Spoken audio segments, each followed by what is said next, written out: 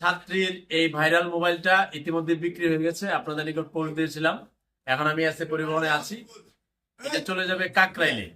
তো যে এটা কিনেছে, তো সে আমি ভিডিও পোস্ট করার 2 মিনিটের মধ্যে কল দিছে, কল দিয়ে কনফার্ম বুকিং করছে এবং তিনি আমাকে বলতেছে যে অ্যাডভান্স টাকা পাঠিয়ে দিই। আমি বলছি না, টাকা খুব খারাপ জিনিস, টাকার গন্ধ খারাপ, টাকা পকেটে ঢুকলে অন্যের টাকা, শয়তান আই লাভ ইউ বলে।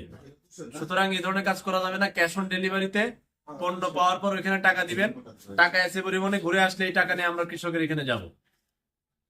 এর পরবর্তীতে 2 মিনিট পরে যখন এই ভদ্রলোক বুকিং দিয়ে ফাইনাল করলো, তারপরে সিঙ্গাপুর, মালয়েশিয়া, দুবাই প্রবাসী ভাইয়াদের ফোন, দেশের নোয়াখালী, মানে কত জায়গা থেকে যে ফোন আসছে শুধু এটা কেনার জন্য। এটা হচ্ছে কৃষককে সম্মান, মেহনতি কৃষকদের তো কোনো সম্মান নাই। এই দেশে হচ্ছে আমলাদের সম্মান, যারা চুরি করে বেগম পাড়ায় বাড়ি করে, আর কামলা যারা, কৃষক যারা, মেহনতি মানুষ যারা, শ্রমিক যারা, তাদের কিন্তু দাম নাই। কিন্তু এই মোবাইলটা যখন আমরা বিজ্ঞাপন দিলাম যে কৃষকের এই ভর্তুকি দিছে, আপনারা যারা ঘটনাটা জানেন যে এক বান্ধবীর হাত থেকে মোবাইলটা পড়ে গেছে, মোবাইলের মালিক কয় না, তো ওই মোবাইলটা ভাঙছস, এখন টাকা আমার মোবাইল দিবে, নতুন মোবাইল দিবে। কিন্তু ছেলে বন্ধু হলে স্যাক্রিফাইস করতো, মেয়েরা স্যাক্রিফাইস করে নাই। আবার সব মেয়ে এক না, অনেক মেয়ে আছে স্যাক্রিফাইস করে, কিন্তু এটা করে নাই। তো এখন অনেক সিঙ্গাপুর থেকে, বিভিন্ন দেশ থেকে তারা এটা আরো বেশি দামে অফার করছে। আমি বলছি না, কমিটমেন্ট আমি একজনকে দিচ্ছি, সে নিছে, কৃষকের প্রতি সম্মান জানায়, সুতরাং আপনাদেরকে আর বেশি আমি কোনো কমিটমেন্ট নাই।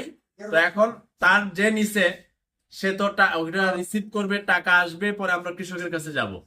পরবর্তীতে আপনারা জানতে পারবেন কে এই ভাইরাল ছাত্রীর মোবাইলটা কিনেছে, কৃষকের প্রতি সম্মান জানিয়ে তার নাম ঠিকানা সহ কৃষকের হাতে আমরা হস্তান্তর করে আমরা দেখিয়ে দিব।